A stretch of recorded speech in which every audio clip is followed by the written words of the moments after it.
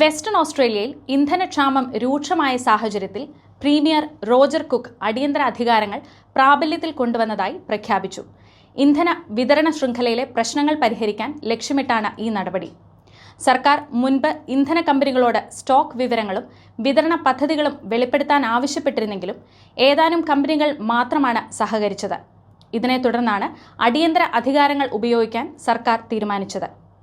ഇപ്പോൾ ഈ നിയമപ്രകാരം കമ്പനികൾ നിർബന്ധമായും അവരുടെ സ്റ്റോക്ക്, വിതരണം, ഷിപ്മെന്റ് തുടങ്ങിയ വിവരങ്ങൾ സർക്കാരിന് കൈമാറണം.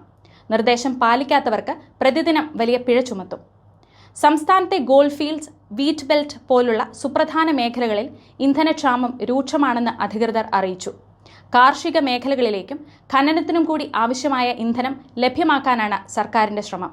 അതേസമയം ഇത് കോവിഡ് കാലത്തെ പോലെ പൊതുജനങ്ങളുടെ യാത്രകളെയും ഉപയോഗത്തെയും നിയന്ത്രിക്കുന്ന പൂർണ്ണ അടിയന്തരാവസ്ഥ പ്രഖ്യാപനം അല്ലെന്ന് റോജർ കുക്ക് വ്യക്തമാക്കി. മറിച്ച് ഇന്ധന വിതരണത്തിലെ വ്യക്തത ഉറപ്പാക്കാനുള്ള ലക്ഷ്യത്തോടെ മാത്രം ഈ അധികാരങ്ങൾ ഉപയോഗിക്കുന്നതാണെന്നും അദ്ദേഹം കൂട്ടിച്ചേർത്തു.